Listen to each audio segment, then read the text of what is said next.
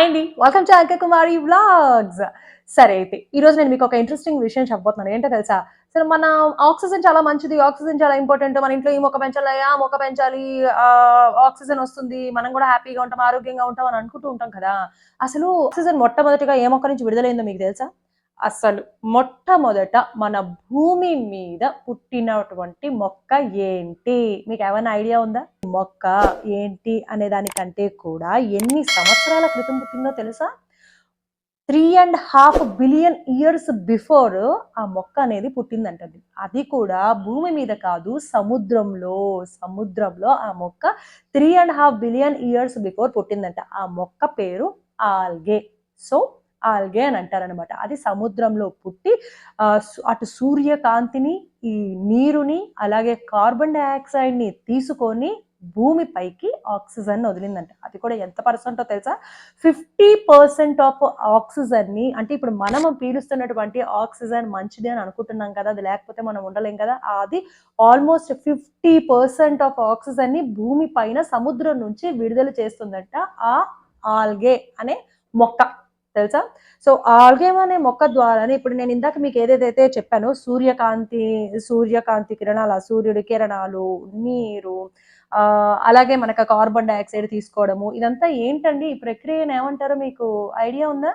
Yes, photosynthesis. అంటే మనకి 3.5 billion years ముందరే మనకి ఫోటోసింథసిస్ అంటే ఏంటి, అసలు ఆక్సిజన్ ఎలా విడుదల చేస్తుంది, ఏమేమి తీసుకొని ఆక్సిజన్ విడుదల చేస్తుంది, ఈ వివరాలన్నీ కూడా అప్పుడే చెప్పారనమాట. అప్పుడే తెలిసింది. సో ఈ ఆల్గే అనే మొక్క గురించి మీకు తెలుసో లేదో గానీ, దీన్ని బోలెడటువంటి మందులను మన కాస్మెటిక్స్ లో యూజ్ చేస్తారంట. అంతేకాకుండా మన మొక్కలకి ఎరువు వేయడానికి ఈ ఎరువులు అంటాం కదా, వాటిల్లో కూడా ఆల్గే అనేది యూజ్ చేస్తారంట. ఇంకొక విషయం ఏంటో తెలుసా? చైనా, జపాన్ ఇలాంటి దేశాలలో ఈ ఆల్గేని సీవీడ్ అనే ఫుడ్ రూపంలో కూడా వాళ్ళు తీసుకుంటారంట. శరీరానికి చాలా మంచి చేస్తుందట. ఎటువంటి అనారోగ్య సమస్యలు రాకుండా కూడా కాపాడుతుందంట ఈ ఆల్గే అనే మొక్క. ఆల్గే మొక్క నుండి డీజిల్ కూడా, అంటే బయోడీజిల్ కూడా తయారు చేస్తారంట అండి. తెలుసా? సో ఎన్ని ఉపయోగాలు ఉన్నాయండి ఆల్గే మొక్క ద్వారా.